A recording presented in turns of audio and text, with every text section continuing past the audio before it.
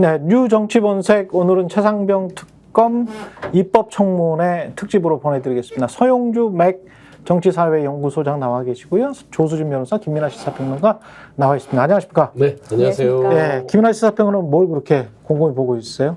뉴스를 계속 봐야죠. 어떤 뉴스가 나오는지에 대해서. 이럴 때는 뉴스 속보를 계속 보시면 업데이트가 계속 되기는 되더라고요. 근데 지금 현재 가장 지금 최상병 특검 10시부터 시작을 했습니다. 입법청문회에 출발을 알리는 거는 선서 거부부터 시작을 했습니다. 이종섭, 신범철, 임성근 세 사람 모두 선서 거부를 해버렸네요. 이종섭 전 국방부 장관, 신범철 전 국방부 차관, 임성근 전 1사단장 모두 선서 거부를 했습니다. 하지만 증언은 하겠다. 3명 다 증언은 적극적으로 하겠다. 이게 무슨 말이죠? 그러니까 지금 어떤 주장을 하고 있냐면 이종섭 전 장관이 이렇게 얘기를 했습니다. 현재 수사 중인 고발 사건과 관련하여 특검을 포함한 수사기관의 그릇된 판단으로 공소제기당할 위험성이 남아있는 상황이기 때문에 증언 거부권도 있는데 이 사건이 결코 형사적 이슈가 될 수 없다고 확신하기에 국민적 의혹을 해소하기 위해서 증언에 대해서는 적극적이고 진실되게 임하겠다 이렇게 얘기를 했고, 왜 짜 맞춘 듯이 임성근도 똑같이 이야기한 거 아니에요? 지금? 신범철 전 차관도 공수처 수사를 받는 피고발인 신분으로 법률상 증인 선서 및 증언을 거부할 권리가 있다라고 얘기했고, 임성근 전 사단장도 증언을 하되 증언 선서는 거부한다 이렇게 얘기를 했다라는 거고요. 임성근 사단장도 수사기관의 그릇된 사실관계 때문에 내가 피소될 것 같다 이런 뉘앙스로 이야기를 해버린 거잖아요 지금. 그러니까 똑같은 입장을 이제 셋이서 얘기를 하는 겁니다. 국회 증언감정법 제12조를 보면은 정당한 이유 없이 출석하지 아니한 증인, 고의로 출석 요구서에 수령을 회피한 증인, 보고 또는 서류 제출 요구를 거절한 자, 선서 또는 증언이나 감정을 거부한 증인이나 감정인은 3년 이하의 징역, 1천만 원 이상 3천만 원 이하의 벌금에 처한다 이렇게 되어 있는데, 그럼 이게 정당한 이유냐 뭐 이거를 봐야 될 건데, 증언 선서를 거부하거나 증언을 거부하는 일은 이전에도 이있어가지고 이런 거를 판단을 해야 될 텐데, 만약에 정당한 이유가 없다라고 판단을 한다면 이 정청래 위원장의 경우에는 고발을 하겠다, 위원회 차원에서 이런 얘기 지금 하고 있는 상황입니다. 꼭 나눠서 좀 봐야 될 것 같은데, 선서를 거부하는 거하고 증언을, 개별적인 증언을 그거는 제가 혹시 제 재판에 영향을 미칠 수도 있을 것 같아서, 아니면은 그거는 뭐 보통 가족의 문제라 증언을 거부합니다. 뭐 이렇게는 이야기하는 걸 봤는데, 이렇게 증언 전체를 다 거부하겠다, 증인 선서 자체를 거부하겠다, 이런 경우도 있나요?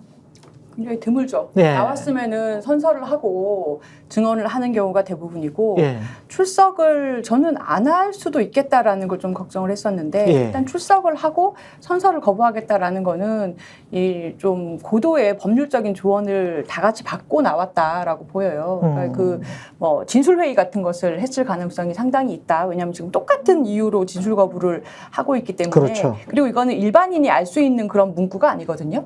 그렇지. 그 선서만 거부한다라는 일종의 법률적 전략, 이런 것은 법적 조언을 받은 걸로 보이고, 법적으로 볼 때는 본인이 선서를 하지 않고 증언을 했는데 그것이 허위라고 나중에 고발을 할 경우에는 이거는 이 위증은 안 되지 않습니까? 그렇죠. 그렇기 때문에 본인들이 그 위증죄 고발을 피해가기 위해서, 고소를 피해가기 위해서 전체적으로 이렇게 전략을 짠 것으로 보이고, 다만 선서 거부하는 것 자체를 또 고발할 수가 있게 되어 있지 않습니까? 정당한 이유 없이.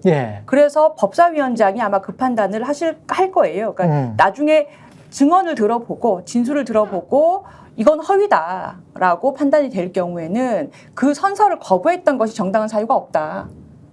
위증을 피하려고 선서를 거부한 거다. 이렇게 해서 이것 또한 고발 사유가 되지 않을까 생각을 합니다. 변호사님이 그 부분을 이 시청자들한테 좀 정확히 설명해 주실 필요가 있는 것 같아요. 선서를 하는 것과 하지 않고 증언하는 것의 차이가 정확하게 어떤 거다라고 하는 거를 자세히 설명해 주시는 게 상황이 조금 더 도움이 되지 않을까. 이 세 사람은 좌우간 선서를 안 했어요. 선서 자체를 거부를 한 겁니다. 왜 선서를 거부를 한 거냐에 대해서 지금 말씀을 해주셨는데 선서의 의미가 뭐냐에 대해서도 구독자 내지 시청자분들이 궁금해할 수 있는 것 같거든요. 그렇지. 항상 하는데 저거 왜 하는 거냐서부터. 네. 이거 너무 간단한 거예요. 네. 위증의 처벌의 죄를 받겠습니다 하고 선서하는 거예요, 마지막에. 맞아요. 제 거짓말했을 때 이게 재판에서도 그러지만 이 국회법상 증언 감정에 관한 법률에 따르면 선서를 하고 거기에 대한 위증의 처벌을 받겠다는 조항이 있어서 그걸 약속하는 겁니다. 그러면 그게 법적 책임이 되는 것인데 이거는 이제 그 또 이 국회법상의 증언 감정 법률에 따르면 지금 현재 형사 사건의 경우에는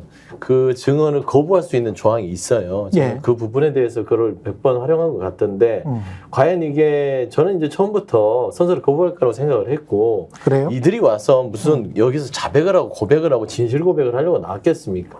그렇지 않잖아요. 근데 너무 뻔뻔하던데. 이게 이제 처음부터? 저는 네. 이제 이 전체 맥락을 보면 늘상 이런 국회 청문회나 국정감사, 국정조사를 해보면 이들은 어떤 얘기를 하냐면 결국에는 모른다. 아니면 대놓고 거짓말을 하거나 그러기 위해서 선서를 거부를 합니다. 예전에 국정원 사건에 있었을 때도 국정조사 때 선서 거부했었어요. 그러니까 선서를 거부하고 진행했던 것이고 결국에 저는 이제 큰 의미를 두는 것들은 국회에서 청문회를 여는 이유들은 결국에는 역사의 기록을 남기자는 거예요. 그렇죠. 그리고 그들의 태도를 보는 것이고 선서를 거부하면서부터 이들은 거짓말을 하고 있는 것이구나. 그러니까 결국에는 이종섭 전 국방부 장관, 그다음에 임성근 1사단장, 전이조 다, 예. 그다음 임종섭 지금은 이제 국방대학교 총장이 됐더라고요. 전 국방비서관. 그렇죠. 그죠? 예. 임종석, 예. 그다음에 신범철 전 차관이죠. 이제 이들의 네 명의 공통점은 뭐냐면 진실을 말하려고 하지 않는 자들은 선서를 거부하는 것이고, 예. 박정훈 대령 등 진실을 말하려고 하는 사람들은 선서를 하는 것이에요. 그래서 지금 박정훈 대령이 증언을 하고 있다가 지금 이종섭 장관으로 바뀌었네요. 그렇죠. 예, 예. 그래서 이제 저는 이 국민들이 청문을 통해서 보려고 하는 부분들은 차상범 특검이 반드시 필요하겠구나. 라는 부분들이고 오늘 진술 과정에서 어떤 내용들이 오갔는지를 좀 보는 게 중요한 포인트 같다 그래 봤습니다. 평론가적으로 말씀드리면 그래서 선서를 거부한 거에 대한 의미 그런 거 잘 이제 말씀해 주셨는데 그러니까 애초에 자기의 방어권을 행사하거나 할 말이 없거나 뭐 하다고 하면은 변호사님 말씀해 주신 것처럼 그냥 아예 못 오겠다고 하는 방법도 있는 거거든요. 뒤가 어떻게 되든지 간에 예. 안 오겠다 하는 방법도 있는 건데 안 와버리면은 뭐 구린 게 있구나. 이렇게 된다는 거 아닙니까? 지금 얘기가. 그렇죠. 그렇게 비춰지는 것에 대해서 물론 다 그렇게 보겠지만 본인들은 그건 아니다라고 지금 주장을 하는 거예요. 그러니까 웃긴 거죠. 사실은 앞뒤가 안 맞는 거고 나와서 나는 떳떳하니까 증언을 합니다 라고 얘기는 하는데 선서를 안 하는 것은 이 증언을 하면서도 내가 예를 들면 수사의 대상이나 지금 이렇게 될 수 있거나 또는 수사를 받고 있거나 하기 때문에 그러니까 특검에 의해서 수사 대상이 될 거거나 앞으로 또는 공수처의 수사 대상이 돼 있거나 이런 상황이기 때문에 나에게 불리하기 때문에. 그렇죠. 답변을 예. 하다가 내가 혹시 방어권을 행사할 수 있어. 예. 그렇기 때문에 전반적으로 진실만을 말하지는 않을 수도 있어. 지금 라는 뉘앙스를 지금 준 거거든요. 그렇죠. 그런 도망갈 길을 지금 열어놓은 거거든요. 그렇죠. 그럼 이게 어떻게 성실하게 임하는 자세가 되겠습니까? 지금 말씀해 주신 것처럼. 예. 지금 그래서 이 초반에 요 선서를 거부한 것은 앞으로 요 오늘의 청문회에 뭘 예고한 거냐면은 법적으로의 침대 축구를 오늘 하겠다. 그거 맞습니다. 요거를 얘기한 거죠, 오늘. 예. 구조가 2단계가 되는 거예요. 음. 선서를 하고 위증을 하면 음. 위증죄로 처벌되는 거고 그러네요. 선서를 하지 않으면 위증죄는 되지 않아요. 근데 법적으로 어떤 권리가 있냐면 내가 이 진술을 함으로 해서 법적 처벌을 당할 우려가 있는 경우에는 내 방어권이라는 게 있지 그렇죠. 않습니까? 예. 그래서 선서를 거부할 수 있다라는 조항이 청문회법에도 있고 그렇죠. 그리고 일반 형사소송법에도 있는데 그 조항 자체를 얘기한 겁니다. 네. 내가 앞으로 피의자가 돼서 수사를 받을 수 있기 때문에 지금 내가 여러 가지 나의 방어권 행사 차원에서 한마디로 유리하게 불리하게 거짓말을 할 수도 있다. 예. 그래서 선서를 못하겠다. 거짓말을 할 수도 있어서 선서를 못하겠다. 이렇게 얘기를 한 거죠. 근데 그거를 전체를 거부하는 경우가 그냥 중간에 가다가 선서는 하고 국민들이 보고 있으니까 선서는 하고 그다음에 이거는 제가 지금 현재 피소 위기에 처해 있거나 피소가 된 상태이기 때문에 이 관련해서 법적으로 문제가 될 수 있으니까 이 부분과 관련해서는 뭐 묵비권을 행사하겠다 또는 말을 할 수가 없다. 이렇게 하는 게 일반적이었거든요. 근데 이 세 분은 그냥 다 우리는 선서를 거부한다. 이렇게 나오니까 다 우리는 허위 준수를 하겠다라고 들릴 수밖에 없는 거예요. 그러니까 정치적으로 우리는 당당하다라는 것을 적극적으로 주장을 하기 위해서 온 거죠. 그러니까 이게 그냥 나는 여기는 말을 안 하겠습니다라고 네. 하면은 사람들이 런종석 또 그 생각을 할 거니까 적극적으로, 그러니까 웃기는 거죠. 적극적으로 나는 정당하고 이게 다 정당한 얘기였고, 그게 적극적으로 나는 모든 게 대통령의 지시건 내 지시건 간에 다 합법적인 지시였다 등등의 얘기를 하겠다는 거예요, 지금. 그러니까 이게 법적인 축구, 침대 축구라는 거예요. 법적으로 꼬투리를 이렇게 잡고 저렇게 잡고 요건 요렇고 말을 요렇게 비틀고 저렇게 비틀고 요런 한바탕 쇼를 지금 하겠다라는 얘기다, 이게. 그러네요. 적극적으로 정치적으로 언론 플레이는 하겠으나 사법적으로는 절대 처벌받을 구속도 남기지 않겠다. 아니 역대 청문회가 네. 그랬잖아요. 아시다시피 세 가지 유형이에요. 답은 정해져 있어요. 부인하고 거짓말하거나 예. 아니면 기억이 안 난다고 하거나 그 다음에 아주 곤란한 질문이 들어오면 이 부분은 수사 중인 사항이라 말씀드리기가 부적절하다. 그렇지. 이 세 가지만 계속 반복되는 거예요. 결국에 확인하는 거는 박정훈 대령이나 포대 연장 그렇, 대대장이나 예. 이 두 분이 오늘 진실에 가까운 얘기들을 하고 나머지 선서를 거부한 4명은 이거는 좀 사실과 다른 것 같습니다. 저는 그런 사실을 모르겠고 기억이 나지 않습니다. 지금 수사 중인 상황이라서 말씀드리기가 부적절합니다. 이게 계속 쳇바퀴입니다. 그렇죠. 그러면 결국에는 이거를 뚫어대는 것들은 청문위원들이에요. 정확한 증언들이나 증거들이나 자료를 들고 흔들어대면서 그들을 당황하게 만들고 계속해서 이렇게 말하자면 외통수로 몰아가는 거죠. 그러니까 오늘의 관전 포인트는요. 일단 증인들에 대한 부분들은 명확해졌어요.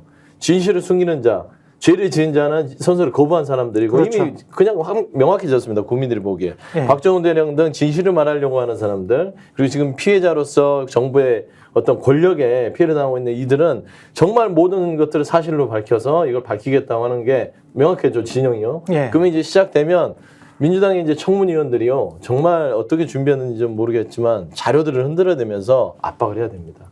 근데 지금 자료라는 게 통화 기록이잖아요. 통화 기록이 다고 통화 기록이라는 게 몇 월 몇 시 몇 분에 어떤 사람과 어떤 사람이 통화를 했다. 근데 그 통화 내용은 모르는 거 아니에요. 그러니까 이제 문자나 텔레그램 내용 뭐 이런 것까지 나와가지고 이렇게 뒷받침을 해야 될 텐데 글쎄 이종섭 장관이 대통령과 뭐 8월 2일에 뭐 3차례 통화를 했다. 그때 무슨 이야기를 했냐라고 하면 대통령실은 또 엉뚱한 이야기를 지난번에 했었잖아요. 그것과 관련된 게 아니었다라고. 방산협력이나 방산협력과 관련해서 이야기를 했다라고 했잖아요. 그런데 이제 그 이후에 전개 과정을 보면 대통령이 또 계속 임기훈 비서관이랄지 계속 전화를 하면서 결국은 뭐 2시 한 40분인가요? 3시 되기 전에 유재은이 경북경찰청에 전화해가지고 회수하게 되지 않습니까? 예, 이첩된 그 최종 수사 보고서를. 그러니까 최종 수사 보고서를 이첩하기 위한 어떤 밑작업, 윗작업을 대통령이 직접 나서서 한 것 아니냐. 국방부 장관이나 비서관이나 뭐 여러 사람한테 전화한 거 아니야. 뭐 이런 통화 기록은 그렇게밖에 이제 말을 할 수밖에 없는데 그런데 이종섭은 뭐라고 이제 변명을 할지 무슨 내용으로 했냐. 근데 이걸 또 짜 맞춰야 되는데 대통령실 쪽에서 안 나와가지고 아마 근데 상당한 또 이 세미나를 하지 않았겠습니까? 세미나를 했을 것 작전회의는 했을 것 같아요. 그렇죠. 오늘의 이 학술 대회를 앞두고 상당한 준비를 했겠죠. 많이 근데 했죠. 정황은 지금까지 다 나온 정황은 매우 상황은 사실은 충분히 우리가 유추할 수 있을 정도의 추론할 수 있을 정도의 분명한 상황들이 나왔다고 보여요. 오늘도 사실은 소개를 해드렸는데 가령 오늘 한국일보 같은 경우에는 기사를 어떻게 썼냐면은 그러니까 지금 예를 들면은 지난해 7월 31일, 8월 2일, 그다음 8월 3일, 8월 8일 요 시기에 다 중요한 시기들이지 않습니까? 다 중요하죠. 7월 31일 VIP 경로설 나온 시점. 그다음에 뭐 8월 2일 회수. 그렇죠. 서류를 줬던 거 뺏어오던 시점. 8월 3일 그 줬다가 뺏어온 거를 조사본부에 맡기는 시점. 8월 8일 조사본부에 그 서류가 갔는데 어떻게 된 거야? 잘 처리되고 있는 거야? 빨리 왜 말 안 들어? 이렇게 하던 시점. 시점마다의 그 통화 기록과 전후 맥락이나 이런 것들이 지금 박정훈 대령 재판 중에 기록들이 다 공개가 된 거 아닙니까? 통화 이 내용들이. 군사법원에서. 근데 그런 거를 하나로 묶어가지고 이게 어떤 패턴이 발견된다라고 하는 한국일보 보도. 그러니까 우리가 다 아는 내용이지만 정리를 하는 걸 보면은 첫째 어떤 패턴들이냐. 윤석열 대통령이 아까 말씀하셨지만 이종섭 장관에게 전화를 건다. 일단 다 똑같다는 거예요. 그리고 둘째 곧이어 대통령실 참모들이 국방부, 군수뇌부 등과 집중적으로 연락을 주고 받는다. 셋째, 그들의 집중 통화 후에 갑자기 최상병 사건의 흐름이 바뀐다. 타이런 구조다. 그렇죠. 그럼 여기서 뭘 물어봐야 될지가 이 핵심 구조에서 예. 분명히 나오는 것이고 뭘 방어할 것이다라는 것도 여기서 분명히 드러나는 거죠. 이정섭 장관은 대통령에게 전화 받은 이유와 그 당시에 전화 받고 무슨 지시했는지에 대해서 오늘 선서 안 했기 때문에 거짓말을 계속할 것이고 그다음에 대통령실 참모들은 이 이종섭 장관 전화 이후에 예를 들면 대통령실로부터 무슨 지시를 받았는지 장관으로부터 무슨 지시를 받았는지에 대해서도 막 꾸며내야 될 것이고 그다음에 그런 이후에 국방부나 군수뇌부한테 어떤 지시를 했고 어떤 논의를 했는지에 대해서도 말도 안 되는 이유를 이제 갖다 붙여야 될 것이고 그다음에 왜 예. 최상병 사건이 이렇게 흐름이 뒤집어졌는지에 대해서도 꾸며내야 될 건데 제가 그렇죠. 볼 때는 이거를 다 이 수미일관하게 무슨 말이 되게 다 대안선언을 예. 만들어내는 거는 지금 불가능하다. 불가능할 것 같아요. 오늘 예. 이러한 모순들이 저는 상당 부분은 드러날 거라고 봅니다. 지난번에 방산 협력 협의했다라고 하는데 그거 협의를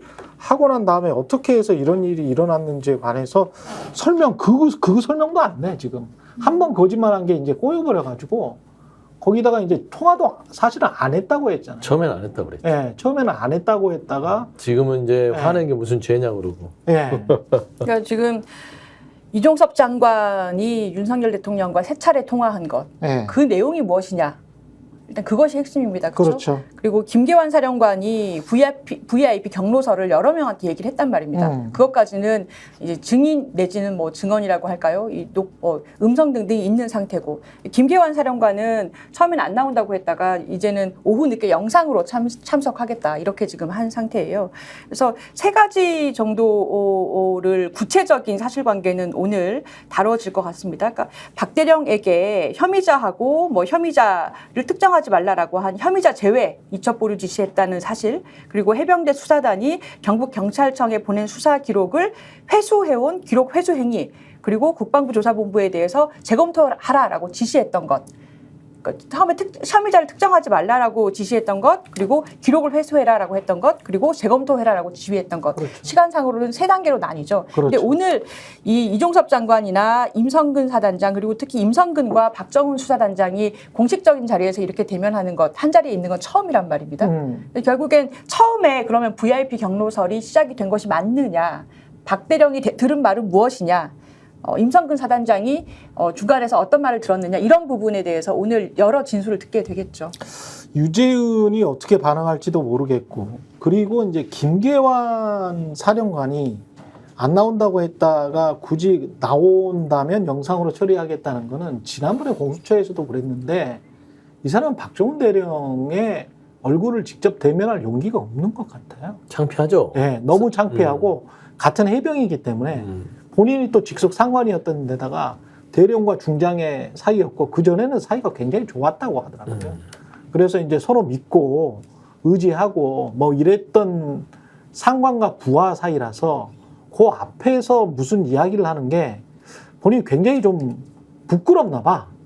그래서 이 사람의 행동은 임성근이랄지 이종섭이랄지 신범철과는 좀 다른 패턴을 보이는 거는 같습니다. 예. 예. 해병에 대해서의 명예를 그나마 이제 뭐 임성근과 이런 부류들과 좀 다른 것 같아요. 그래서 많은 고민들을 하고 있는 것 같고 굉장히 캥기는 것 예. 같아요. 그래서 박정훈 그 전 대령에 대해서도 부하로서 상관의 입장에서는 굉장히 미안한 굉장히 그런 미안하지. 죄책감을 느끼고 있다는 좀 태도들이 보이고 있어요. 그렇죠. 그래서 근데 일단 오늘 뭐 영상을 통해서 한다는 부분들은 뭐 특별히 나올 건 없을 것 같은데 네. 저는 좀 주목하는 바가 유재은 법무비서관이에요. 예, 그분이 오늘 이제 선서를 했어요. 예. 이거 선서하신 분들 중에 유재은 법무비서관하고 그다음에 이제 박성재 법무장관 같은 경우는 선서를 하긴 했는데 이 양반이야 뭐 아는 만큼 얘기하면 되니까 예. 그렇기 때문에 부담 없기 때문에 선서를 한 것 같고 박정훈이랑 선서를 했는데 최근에 이제 공수처에서의 유재은 그 법무관리관의 태도를 보면 정확하게 말하자면 예전에 국회에 와서 국감에서 얘기한 거랑은 완전 180도 바뀌었어요. 아, 그래요? 모든 걸 털어냈다. 예. 당시에 이제 공수처 수사했던 분들을 취재를 해보니까 야 이렇게 그냥 솔직하게 얘기하는 그냥 툭 건들면 다 분대요. 아. 그런데 이제 이분도 이제 법적인 지식이 있기 때문에 이 부분까지 내가 다 얘기할 필요 없는 부분들은 그렇겠지. 이제 이시원 공직비서관한테 알아봐라. 아. 하지만 내가 아는 한은 내가 입장이 그전에는 이랬던 이유가 이랬다라는 얘기를 다 했다는 겁니다. 그래서 저는 오늘 청문회에서 유재훈 법무관리관을 중심으로 왜냐하면 실무자였어요. 그렇죠. 이 당시에 신범철 차관을 보호자하는 역할의 유재훈 그 법무관리관이었고 결국엔 신범철 차관이 이준섭 장관보다는 실무적인 부분에서 많이 이 이첩 사건에 개입됐다고 그렇죠. 보는 것이죠. 예. 그러면 이제 유재훈 법무관리관의 이제 입을 열면서 하나둘씩 실타를 엮으면서 청문위원들이 이제 잘 드리블을 해야죠. 그러네. 그러면서 어떤 증언마다 부인하면 자료를 내밀면서 이 사실을 왜 다르냐. 이제 저는 이제 이런 공방들을 좀 지켜보는 것들이 오늘의 요구. 저는 이제 보면 지금 최근에 임성근 1사단장의 휴대전화를 공수처가 내용을 확보했다는 기사가 있었잖아요. 예. 공수처가 가지고 있는 거예요. 예. 제가 봐서는 혹시나 이 청문위원들에게 그 자료가 넘어갔으면 오늘 볼만한 청문회가 될 것 같고요. 임성근의 휴대폰? 예. 휴대전화 기록이 공수처에서 확보를 했다는 거죠. 예. 그래서 낸 휴대폰이 깡통이 아니었다라는 아니었다라는 것이죠. 보도가 있기 때문에 저는 그런 부분들이 흘러나왔으면은 통상적으로 청문회가 있으면 좀 솔직한 말로 뒤에서 들어가요 자료가. 아시다시피. 그렇죠. 예. 그러면은 그 누군가가 청문위원 하나가 네. 그걸 잡고 딱 지금 쥐고 있다면 예. 쭉 부인하고 거짓말하고 모른다 기억이 안 난다고 할 때 기억을 상기시킬 수 있는 자료 한두 개만 나오면 오후 이 판을 늦게나 뭐가 뒤집을 수 있다고 봅니다. 나오겠네. 나온다면 오후 늦게나 나오고 처음에는 이제 계속 들어보겠죠. 계속 들어보면서 어디까지 거짓말 하는가 보자라고 이야기를 할 텐데 저는 투트랙으로 보거든요. 이 사건을 투트랙으로 보는데 정황상 윤석열이 대통령이 개입한 게 매우 확실해졌다. 요거 하나 하고 그렇다면 윤석열이 개입했다면 누가 어떻게 로비를 한 것인가 요거가 나와야 되는데 청문회에서 윤석열이 개입한 것 같다라는 그동안의 어떤 통화 기록에만 너무 집중을 하다 보면 두 번째가 안 나올 가능성이 있어서 그 두 번째까지 조금 발전을 시키고 청문회를 끝낸 다음에 그게 명확하지 않으니 두 번째 게 명확하지 않으니 특검을 해야 되겠다. 이쪽으로 가는 게 확실한 피니시 블로우를 날리는 게 아닌가. 그런 측면에서도 임성근 사단장의 휴대폰은 네. 로비를 했다면 임성근 사단장이 휴대폰을 통해서 거기에요. 로비를 네. 했겠지. 그러니까 이제 말씀하신 게 네. 정확한 게 이번 청문회의 최종 네. 목적은 여기서 다 밝힐 수 없어요. 다 밝히면 좋겠지만 밝힐 네. 수도 없고 밝힐 상황도 아닌데 말씀한 대로 윤석열 대통령이 이게 초반에 개입했다는 부분들은 너무 명백했어요. 너무 열심히 개입했어요. 예. 저는 대통령이 이렇게 열심히 일하는 거 처음 봤어. 막 전화를 막 며칠간 막 자꾸 근데 8월 여기저기 전화하고. 2일부터 공식적으로는 휴가 날이었다. 아니 휴가 날인데 이렇게 열심히 일하는 대통령인데 왜 국정이 이 모양인지 이태원 참사 때 이렇게 막 대응을 했었으면 하는 네. 생각이 들더라고. 아마물로 그 그렇지. 임성근 사단장 구명하려고 이렇게 열심히 일하는 것만큼 그때 이태원 참사 터졌을 때 대통령 뭐 했어요? 2022년 전화 몇 통이나 했는지 모르겠어. 여름이었나요? 그렇게 그 비가 많이 왔을 그때도 때 마찬가지였어요. 뭐 7시 전후해가지고 퇴근한 거 아니냐라고 해서 계속 물어보니까 그때 시민사회 수석이 제 프로에 나와서 그런 이야기 했었잖아요. 우리는 퇴근도 못합니까? 그러니까 제가 봐서는 대통령이 열심히 이 일한 거, 그러니까 네. 민원 처리한 거, 민원 네. 처리거든요. 예. 근데 너무나 열심히 민원 처리한 부분들이 오늘의 요인데 최종 목표는 그겁니다. 왜? 그치. 결국엔 동기와 배경이에요. 대통령이 네. 원래 열심히 일하는 사람 아니거든요. 근데 너무 열심히 일한 거는 뭔가 배경과 동기가 예. 이 대통령을 열심히 일하게 만든 뭔가가 있다. 그렇죠. 여기까지의 상황만 만들어 놓고 저는 청문회가 맞춰도 소기의 성과가 있다고 봅니다. 그렇죠. 그리고 이제 외와 관련해서 사실 지금 여의도에서 떠도는 이야기는 대통령이 직접 로비를 받았느냐 아니면은 오늘도 사실은 강희철 논설위원회 한겨레 논설위원회 핵심 그 뒤에 있는 이야기는 관저공사 그 뒤에 있는 이야기는 관저공사에 김건희 여사가 얼마나 개입했느냐 요거가 아주 뚜렷하게 이제 서류로 나오는 사건이니까 그 단면을 통해서 김건희 여사의 국정농단을 살펴볼 수 있겠다. 이거는 딱 떨어진다라는 그런 이제 기자의 이야기였거든요. 근데 사실은 저는 강희철 한겨레 논설위원이 그렇게 쓴 이유는 김건희 여사가 어떤 사건들이나 어떤 국정 또는 인사에 너무 많이 개입하고 있는 거, 너무 많이라는 표현도 안 되죠. 이거는 사실은 한 건이라도. 한 건이라도 하고 있다라는 말이 너무 많이 돌고 있다. 그게 여권 인사들 사이에서도 너무 많이 돌고 있는데 요 관저공사 요거 하나만으로도 봐도 뭔가 이제 서류나 뭐 이런 게 꾸준히 나올 것이고 감사원 감사가 중간에 중단이 돼버렸기 때문에 이런 거 하나라도 파서 단면을 좀 들춰보자. 그러면 국정농단의 진실로 조금 나아갈 수 있지 않을까? 그 이야기를 하고 있는 것 같거든요. 제가 보기에는 이 의도 자체가. 그래서 갑자기 관저공사를 꺼낸 이유는 지금 여의도나 용산 주변에서 돌고 있는 사실은 V0가 VIP의 V1, V2가 아니고 이 김건희 여사가 V0란다. 그 이야기. 그리고 이게 사실 이 사건에도 김건희 여사가 연루돼 있는 거 아닌가? 그 루머에 관한 확인. 이제 관저공사 얘기를 갑자기 하셨기 때문에 예. 그 얘기를 좀 조금 설명을 드려야 또 이해하실 거 아닙니까? 그렇죠. 예. 그 오늘 이제 나온 그 한겨레 논설위원회 그 내용은 뭐냐면 기억하실 텐데 관저를 이제 외교부 공간을 갖고 지금 그 공사를 해가지고 지금 관저로 쓰고 있는 거지 않습니까? 근데 처음에 자격이 없는 업체가 이 관저 공사를 했습니다. 자격이 있으려면은 종합건설업으로 등록이 돼야 되는데 그렇지 않고 쉽게 얘기하면은 인테리어를 하는 실내 인테리어를 하는 그런 업체가 관저 공사를 했어요.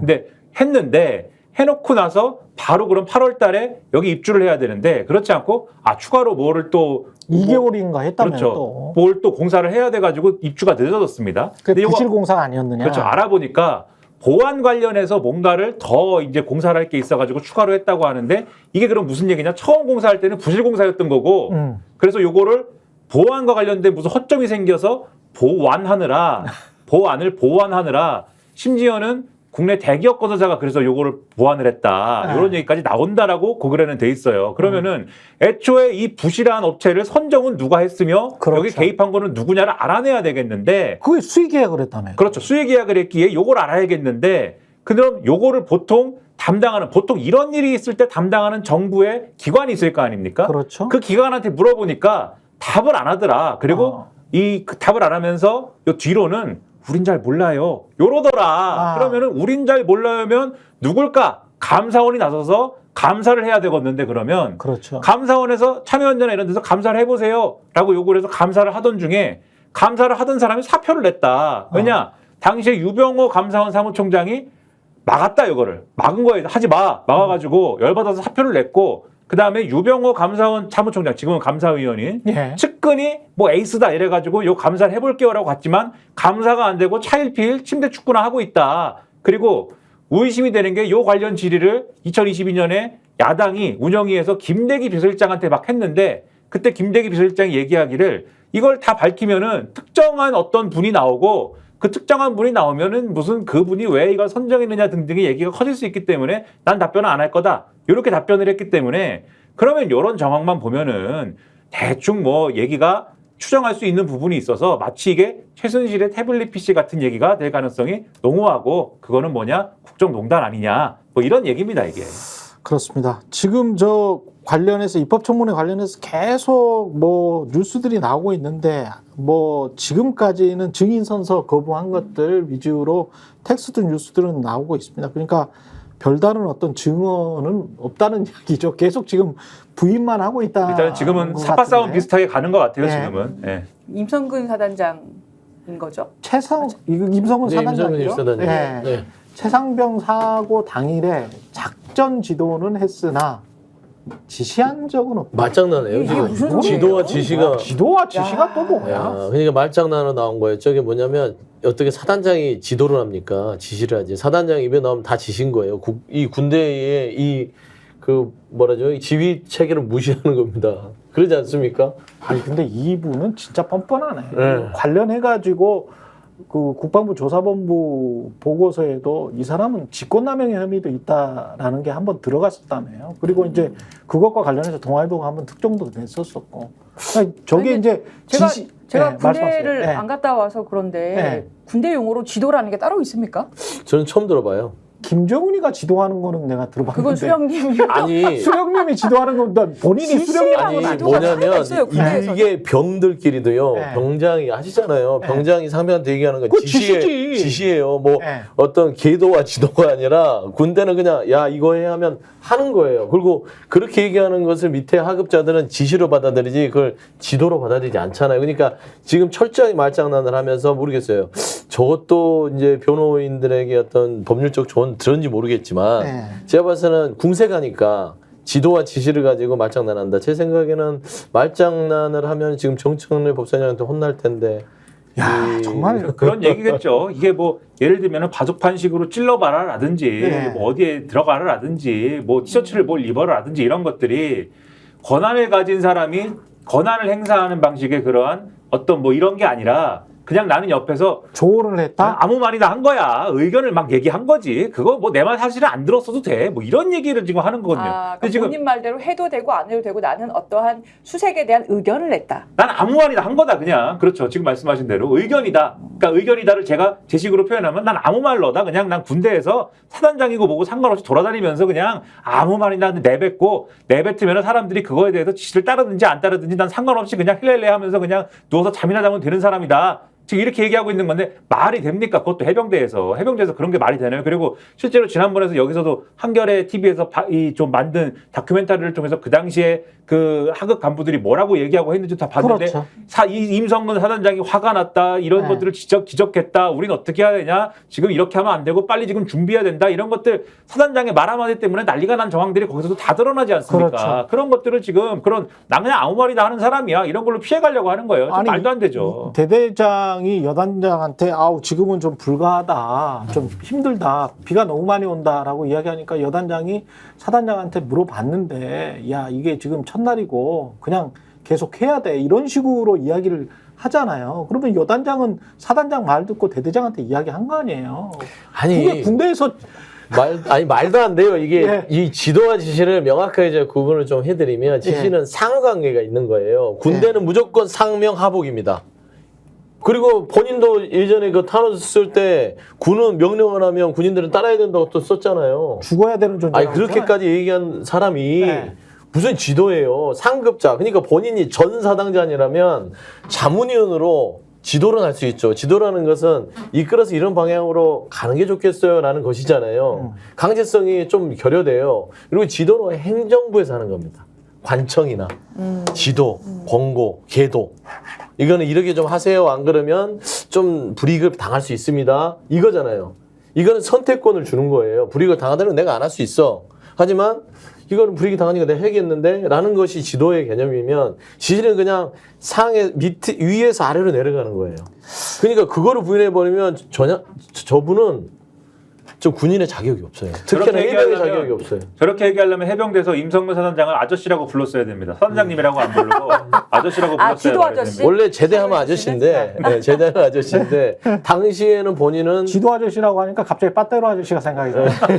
그러니까 전 사단장이었다면 네. 저 말이 가능하지만, 당시에는 사단장의 신분이었다는 것이고, 해병대로서 정말 부끄럽지도 않은지 모르겠어요. 저게 만약에 본인이 그러니까 지금 이게 맨 처음에 본인의 혐의라는 것이 과실치사지 않습니까? 네. 그러니까 본인이 이제 최상병을 순직시키려고 의도한 바는 아니지만 본인이 사단장으로서 충분히 했어야 되는 안전 조치를 하지 않은 과실로 사망에 이르게 했다라는 거에 대해서 본인이 지금 면피를 하려는 건데 그러면 문제가 됐던 것이 구명조끼 없이 위험한 대형으로 이 물살이 굉장히 센데도 들어가서 수색을 시켰다라는 건데 처음에는 그러한 말을 본인이 하지 않았다고 했잖아요. 근데 그것을 부인할 수가 없으니까 내 말에는 강제력이 없었다. 그렇죠. 그렇게 지금 말의 색채를 바꾼 걸로 보여요. 근데 저거는 통하지 않겠죠. 군대고 본인의 지위상. 예, 지금 상황을 보니까 3명이든 4명이든 그러니까 사전에 이 사건과 관련해서 책임이 있는 자들에게 책임을 제대로 묻지 못했다. 그리고 이 사건을 은폐 왜곡시키려는 자들에 대한 책임을 추궁해야 되는데 그게 잘 안 되고 있다. 그래서 이제 특검을 해야 된다. 이거 아닙니까? 그러면 이 두 단계로 나눴을 때 사법적 목표가 이 피의자들, 사실상 피의자들이죠. 혐의자들에게도 있을 것 같아요. 각각의 사법적 목표는 있겠지. 나는 최소 기소는 안 당할래. 나는 기소를 설사 당한다고 하더라도 어느 정도에서 빠져나갈 수 있을 거야. 맞아요. 거기에서 어느 순간에는 지금은 저렇게 일사불란하게 대우를 정부에서 쭉 가고 있지만 어느 순간에는 서로가 빠져나가려고 아기다툼을 하면서 문지방에서 넘어지는 사람이 있을 것 같거든요. 이런 상황이면 왜냐하면 직권남용이 특히 사후에서 조직적으로 은폐를 하려고 했다 또는 사건을 왜곡시키려고 했다라고 하면 유재은이 어떤 발언을 하는지에 따라서 나는 아니야. 나는 지시한 적 없어.가 나와야 되거든. 그러면 너 아니면 누구냐? 라고 했을 때 이제 올라가는 수밖에 없거든요. 하나하나씩. 그래서 그거에 어떤 희망을 걸어본다면 압수수색이나 이런 것들이 제대로 된다면 이게 가능하지 않을까? 그런 생각이 드네요.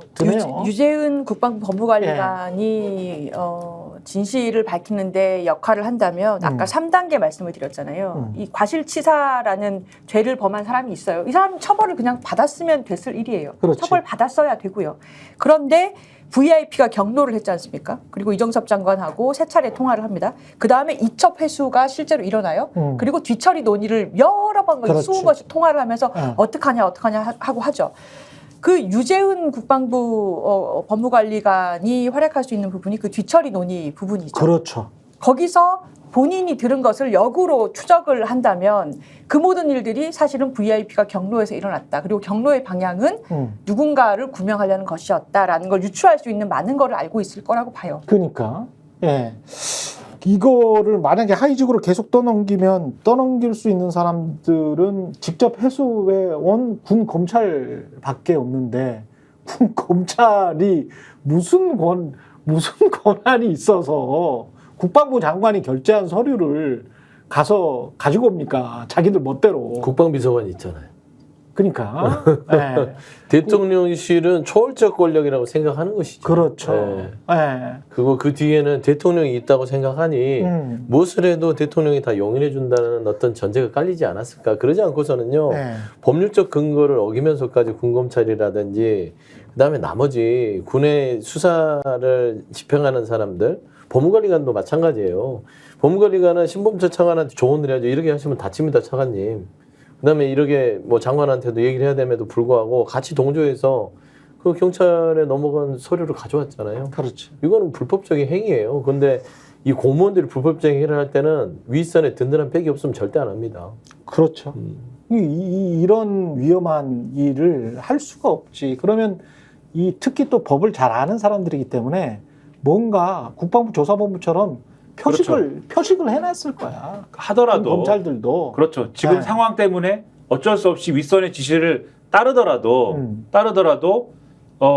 그것을 내가 어쩔 수 없이 따랐다라는 걸 티를 어느 정도는 내는 게 나중에 빠져나갈 구멍이다라고 하는 판단했을 가능성이 저도 높다고 보고 유재원 법무관리관의 아까 태도 변화를 말씀하셨는데 네. 그런 게 이제 그런 걸 나타내는 거예요. 처음에는 과연 이 정권에서 어디까지 이걸 커버할 수 있을까를 생각했겠죠. 본인도 생각하면서 그래도 3년이나 남았는데. 그렇죠. 예. 본인도 그 어디까지 내가 어떻게 처신을 해야 여기서 어쨌든 간에 리스크를 최소화할 수 있는 거냐 본인 차원에서 생각을 했겠지만 지금 돌아가는 상황을 보니까 조사를 받다 보니까 이거는 자칫 잘못하면 그냥 내가 안고 가게 생겼는데 이 상황까지 됐으면 내가 안고 갈 수는 없는 거 아니냐 요 판단을 했기 때문에 공수처에서 상당 부분 얘기하지 않았을까 싶은 거거든요. 지금 말씀하신 것처럼 네, 마찬가지에 판단하는 사람들이 쭉 있을 거다.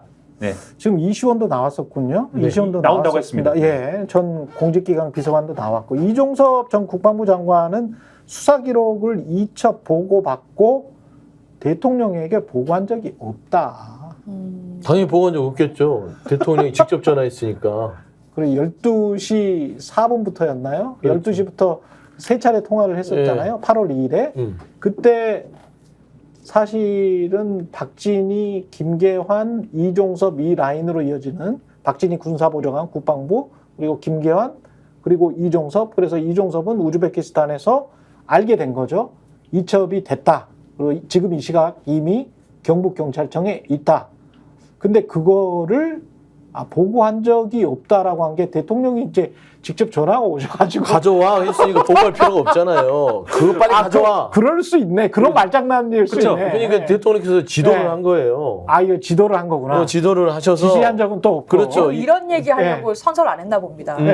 이런 얘기를 하면은 법적으로 무조건 위증죄에 걸릴 거 그러니까요. 아닙니까? 예. 그러니까 아무 말이나 하겠다는 것인데 예. 지금 보면 이제 아무 말이 던지면 이제 결국에는 현명하고 지혜로운 우리 국민들이나 언론이나 예. 아니면 우리 예. 이 스펙스의 어떤 분석가들이 지금 이거 뭐 퍼즐을 맞추면요. 통화 기록이 다 나와요. 외우고 있으니까. 외우고 있으니까. 그러니까 예, 아무 말일 수도 있고 예. 아니 이제 법꾸라지일 수도 있는 게 예. 이종섭 장관이 실제 윤석열 대통령한테 보고 안 했을 수도 있어요. 왜냐하면 내가 안 하고 박진희가 했다 이렇게 이런 가능성도 있는 거고 예. 그러니까 말장난인 거죠. 아니 결국은 말장난할 수도 그건데. 있는 게 저는 그래 안 보는 게 보고라는 거는 보고하지 말라고 해도 전화해서 보통 하급자 보고를 하잖아요. 그럼 그냥 보고가 아니라 저는 대답만 했을 뿐이다.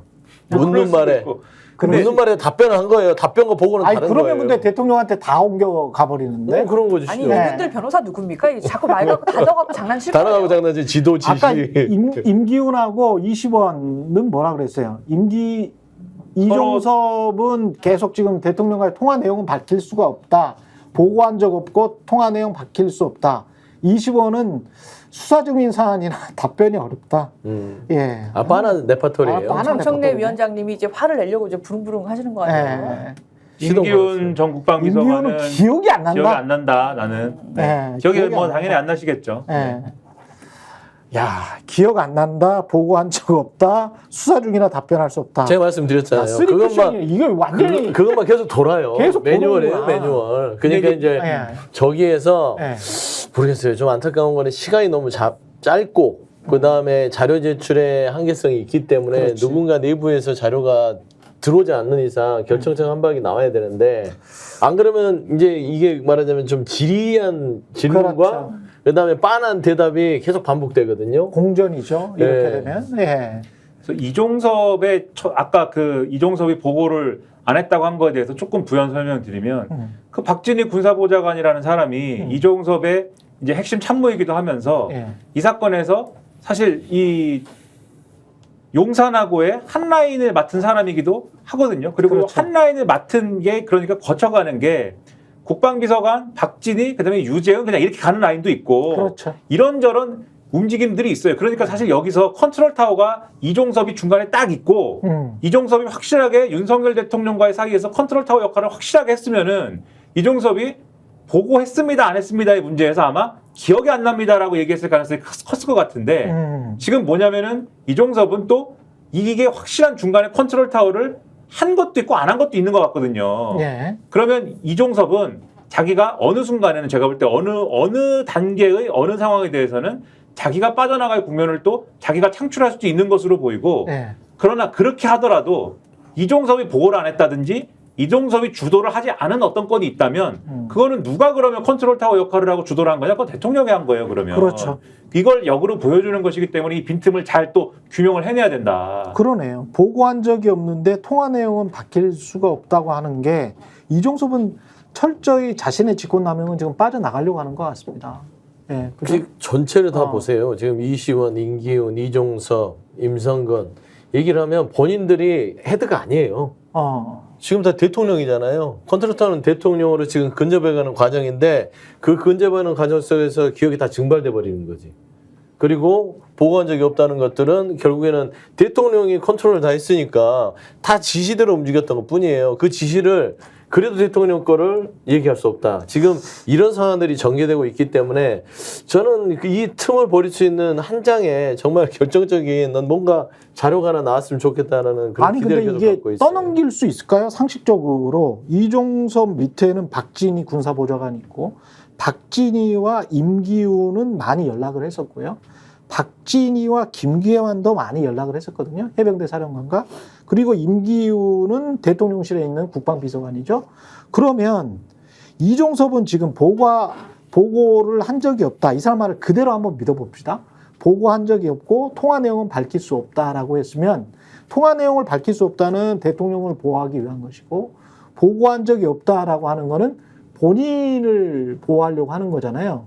그러면 대통령을 보호하고 본인을 보호했으면 나머지 따라지로 남은 사람들이 있습니다. 박진희하고 임기훈하고 김기환이 남아요. 그러면은 박진희는 이종섭한테 보고도 안 하고 임기훈과 전화를 해서 패싱했다는 네. 거죠. 지금 이종섭이 패싱당했다는 거죠. 임기훈과 전화를 해서 임기훈과 공모를 한 다음에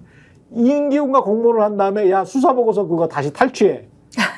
그래서 다시 탈취하고 야 저 박정훈이 집단 항명으로 넣어버리고 야 집단 항명 좀 심했어? 그러면 항명으로 넣어. 그리고 저 조사본부에서 국방부 조사본부에서 다시 한번 만들어봐. 야 검찰 동원해. 군검찰 동원해. 이랬다는 이야기잖아 지금. 근데 그거를 누가 그러면 네. 했는지에 대해서는 서로 그러니까 지금 말씀하신 것일 수도 있고 네. 서로 임기훈이 했을 수도 있고 박진희가 했을 수도 있고 네. 서로 이렇게 서로 손가락질 하는 거죠. 지금 만약에 그런 거라고 하면은 기억이 안 난다 등등의 얘기를 하면서 그 부분은 모르는 것처럼 이렇게 흐트러 놓는 건데 근데 그게 말이 되려면은 당연히 그 위에 있는 뭔가가 작동을 했어야 되는 지금 거지. 이 모든 일에서 네. 주어가 없는 거예요. 아까도 그렇죠. 네. 이종섭 장관도 난 보고를 받았고 뭐 보고한 일 없다라고 하는데 그러면 처음에 뒷부분에 본인이 뭐 이첩 지시해가지고 보고 받고 어쩌고 그 앞부분에 맨 처음에 그 일이 왜 시작됐는지를 지금 그렇죠. 아무도 말을 못 하잖아요. 그러니까 지시를 받은 거에 대해서는 통화 내용을 밝힐 수가 없다고 하는 거고 보고를 했느냐에 대해서는 보고를 한 적이 없다라고 하는 거는 기억이 안 나요. 결국 뭐냐면 대통령이 이종섭한테도 전화하고 별도의 이제 그게 대통령실이든 아니면 누구든 간에 별도의 라인으로 또 지시를 하고 이 전방위적으로 지시를 하고 개입했다는 얘기가 되는 거예요. 역으로 얘기하면. 그러니까 이게 커버가 안 됩니다. 앞부분에 그러면 물증이 대통령이 있어요. 이거를 국방부와 대통령실을 점조직으로 이용을 했나? 위계나 체계가 없이 북한 공산당처럼 야 이거는 모든 거는 내가 마스터 핸드야. 내가 모든 거를 다 조정을 하니까 너희들은 알 필요가 없어. 그래서 내가 위에서 점조직으로 하나하나씩 개별적으로 연락을 한 거야. 그러니까 이게 일을 열심히 하셨다는데. 그런 식으로밖에 이해가 잘 안 되는 게 지금까지 나온 얘기를 종합을 해보면은. 그렇지. 그러니까 윤석열 대통령이 가령 이런 거예요. 이게 막 뭐 경로를 했다고 하니까 화가 난 상태에서 전화를 해갖고 이종섭 장관 이래도 되겠어? 뭐 이렇게 얘기를 하면서 그거 했어? 안 했어? 뭐 이런 걸 했는데 네. 뭐가 이게 불분명하고 막 해서 이종섭 장관이 무슨 말이지? 네, 이종섭 장관이 하여튼 알겠습니다. 그랬는데 분이 안 풀리고 이거 뭐야 이러면서 임기훈이 이랬어 안 그랬어 뭐 얘기를 또 하고 뭐 이렇게 하고 그거 됐어? 빨리 확인해 봐. 그럼 다시 또 이종섭한테 전화를 해서 아까 얘기한 거는 말이야. 이렇게 하고 또 얘기를 하고 이랬다는 얘기밖에 안 돼요, 이 얘기는. 그러네. 보고한 적이 없으니까. 그러니까요. 네. 근데 일은 진행이 됐으니까 그렇게. 그렇죠. 통화 내용은 바뀔 수가 없고. 아니 7월 31일 날 일단 이종섭 장관이 대통령실 유선 전화로 걸려온 전화를 받았지 않습니까? 168초 동안. 그리고 받고 나서 그거 이첩 보류하고 다시 회수해라고 한 다음에 이종섭 전 장관 주재로 국방부에서 그날 바로 오후 1시 반에 회의가 열리잖아요. 예. 근데 거기에는 물증이 있어요. 메모에, 그러니까 전종범 전 해병대 부사령관 메모에 누구누구 수사하면 안 됨, 언동하면 안 됨. 이렇게 메모 라인 안 그렇지. 갔잖아요. 정정모 수첩이 있잖아. 예, 그 수첩이 있잖아요. 그러니까 네. 이거는 전화 내용이 무엇이었는지는 그 수첩을 보면 그 회의는 왜 했으며 갑자기 잘 진행되고 있는 것을 왜 이첩 보류하고 그러면 그 누구누구는 수사 언동하면 안 됨 자체가 그 VIP 대통령실에서 유선 전화로 걸려온 전화의 내용이었다라고 볼 수 있는 물증인 거죠. 그렇죠. 그러면 그 내용이 갑자기 신의 지시를 받은 것도 아니고 왜 들어갔느냐. 그거를 지금 해명을 해야죠. 지금 국민의힘은 이런 이야기를 했군요. 오늘 입법청문회에 관해서 오늘 민주당이 단독으로 여는 입법청문회는 대한민국 민주주의에 대한 법치주의에 대한 중대한 도전이다. 수사기관이 적법한 절차에 따라 진상을 밝히고 있는 와중에 이를 정치의 한복판으로 끌어들여오는 저희는 그저 정부와 여당을 공격하겠다는 것에 지나지 않는다. 도대체 무슨 권한으로 아직 수사가 진행 중인 사안에 자의적으로 개입하려는 것인가? 이렇게 이야기를 했습니다. 귀담아 들릴 얘기는 아닌 것 같아요. 네. 네, 그냥 원래 국회법상에 청문회법에 가능하니까 이러는 것이고요. 불법적이라면 이럴 수 있겠습니까? 그러니까 뭐 그들의 주장들은 지금 현재 옆에서 좀 거들어야겠다.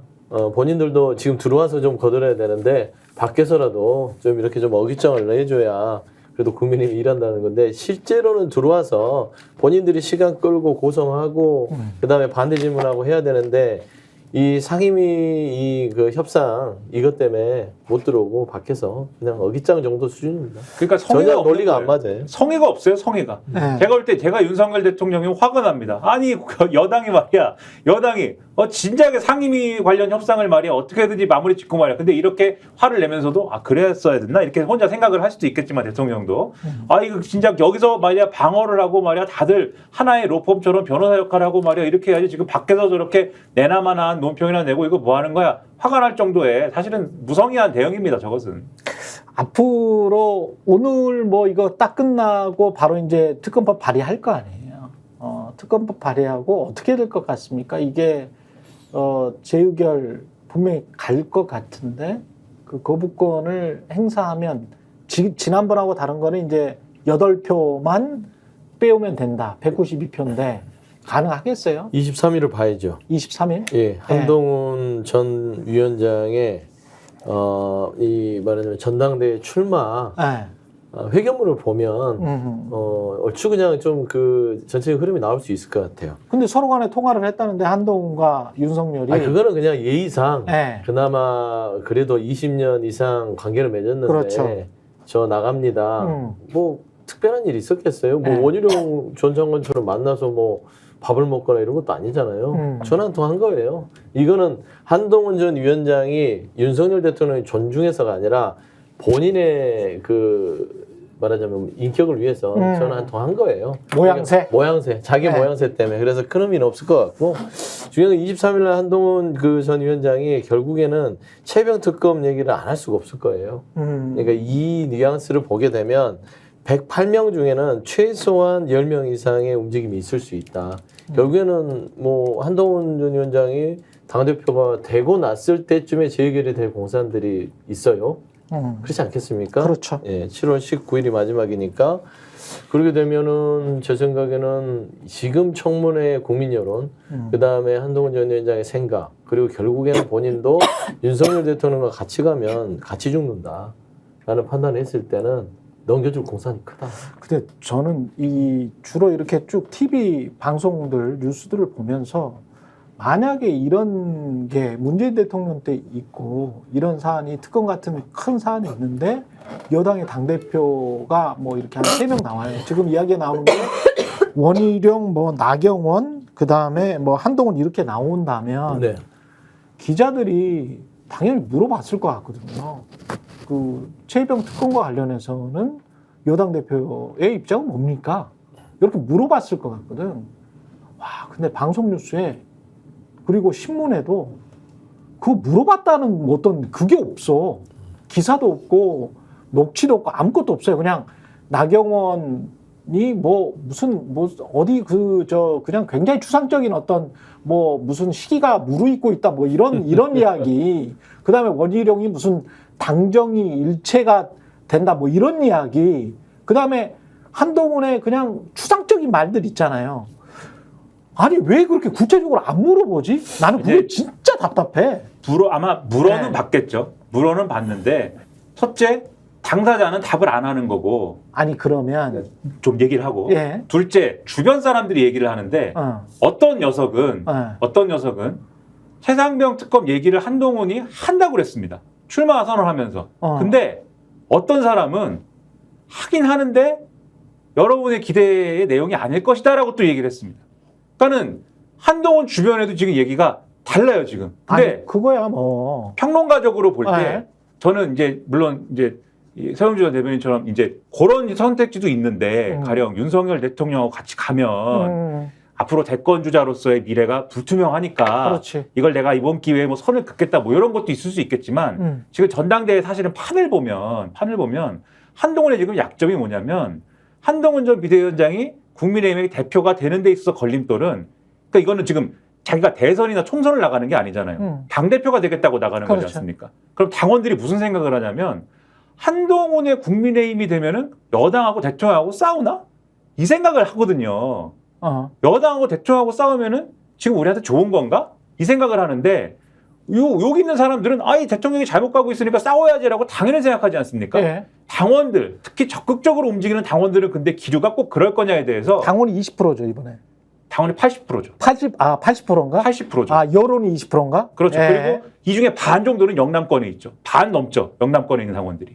반수 정도는 영남권에 있기 때문에 이 부분을 우려하는 거여서 사실 지금 이 전당대회의 황당한 쟁점 중에 하나가 김경률은 누가 추천했냐 뭐 이런 거 있지 않습니까? 그렇죠. 예. 그걸 마음이 굳이 아프겠듯? 굳이 그걸 얘기하는 것도 예. 김경률이 뜨거운 쟁점인 것도 김경률의 이념적인 무슨 좌파냐 우파냐가 문제가 아니라 이 사람이 말이 앙뚜안 액트를 얘기한 사람이라는 게 문제인 거예요. 요거 얘기한 사람이 한동훈 주변에 있으니까 한동훈이 대표가 되면 대통령이랑 충돌한다. 지금 친윤들은 그걸 가지고 공격 포인트로 삼아가지고 한동훈이 대표되면 우리 망한다라고 지금 얘기하는 거거든요. 그러면 예. 한동훈은 약점이 대통령하고 충돌할 수 있다가 약점인 겁니다. 지금 상황은.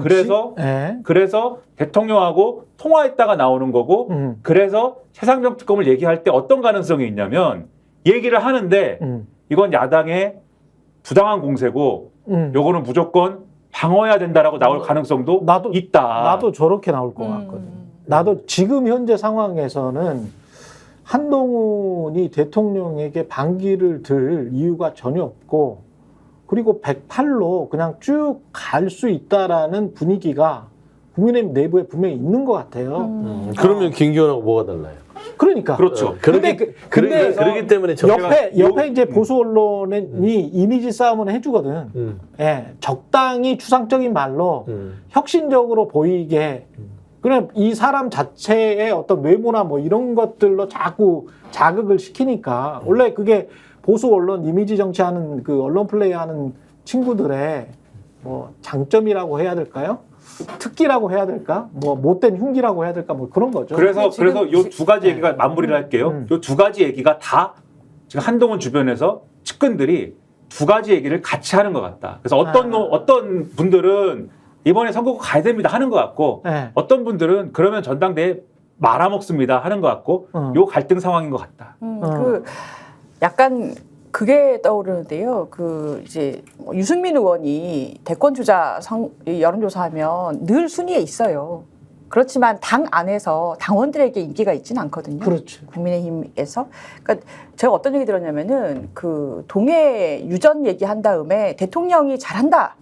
라고 생각하는 그 경남권에 그런 이제 보수적인 유권자들이 많다. 예. 예, 그런 여론들이 있다. 이런 얘기들 들리고 있는데 지금 한동훈 비대위원장이 전당대회 출마를 할 때 출마 선언 23일 날 기자회견 한다는 거 아닙니까? 그러면 일단은 윤 대통령하고의 관계 설정에 대해서 멘트가 있을 거고 최상병 특검법 그리고 김건희 여사 명품백 수수의 세 가지에 대해서 입장을 내놓을 거라고 지금 예상이 되고 있는데 지금 상황에선 지금 얘기들 하신 것처럼 대권 주자로서의 본인의 어떠한 유리성, 국민들이 원하는 것, 어떤 속시원한 발언 이런 걸 하기보다는 당장의 당대표가 되기 위한 발언, 당의 당원들의 당심을 얻을 수 있는 발언을 할 수밖에 없는 상황으로 보이죠. 현재까지는 그래요. 짧게 얘기하면 그러면 국민의힘도 뭐 별 미래가 없어. 저는 이제 구도를 보면 네, 한동훈 전 위원장이 없어요. 윤석열 대통령한테 그런 식으로 제2의 김기현되면 나갈 이유가 없어요. 이렇게 힘들게 욕먹어가면서 중요한 건 지금 비수를 숨기고 있습니다. 예, 그리고 당대표 되고 나면 결국에는 이준석보다 더 독하게 윤석열 대통령을 공격할 텐데 이거는 윤석열 대통령이 싫어서 그런 게 아니라 저는 김건희 여사예요. 저는 한동훈 전 위원장은 틀림없이 윤석열 대통령에 대해서 이 형은 좋은 형인데 자기가 20년 동안 모셔보니까 적당히 좀 이렇게 좀 안아주면은 잘 따라올 형인데 김건희 여사와 단절을 못하면서 모든 국정을 망치고 있다는 생각을 할 거예요. 따지고 보면은 한동훈 전 장관도 그렇고 김기현 비대위원도 그렇고 중요한 건 윤석열 대통령한테 각을 세우지 않았어요. 김건희 여사에 대해서 그 저놈을 잠깐 언급했다가 갈등이 생겼던 거 아니겠습니까? 그 부분들을 당대표가 되고 나면 꺼내들 거다. 지금 저 박정훈 대령이 증언을 했는데 김계환 사령관이 그 초기에 박정훈 대령이 이야기했던 거랑 똑같습니다. 신범철 차관의 문자 내용을 읽어줬다고 합니다. 아예. 근데 이거는 박정훈 대령이 이제까지 인터뷰한 게 KBS 사사건건밖에 없거든요. 근데 관련해서 초기에 주장했던 내용들, 그 2023년 8월이죠. 예, 8월 10일, 11일 이럴 때 이야기했던 내용들, 그리고 신범철 차관은 나는 그런 문자를 뭐 보낸 적이 없다라고 지금 주장을 해왔었는데 그때 그 관련돼서 2023년 8월 11일 KBS와의 단독 인터뷰에서 박정훈 대령이 했던 말하고 똑같습니다. 지금 보니까 차관으로부터 온 메시지인데 하면서 쭉 읽어주시는데 거기 보면 똑같은 얘기였습니다. 해병대는 왜 시키는 대로 안 하느냐는 약간 질책성 문구도 좀 있었고 이렇게 이야기를 하고 있네요. 예, 그러니까 이거 빼라 사단장 빼라 라는 그 의미의 문자를 신범철이 보냈다는 거죠. 그러니까 신범철이 보냈다는 문자는 혐의자와 혐의 내용을 빼라 이게 핵심이었다는 겁니다.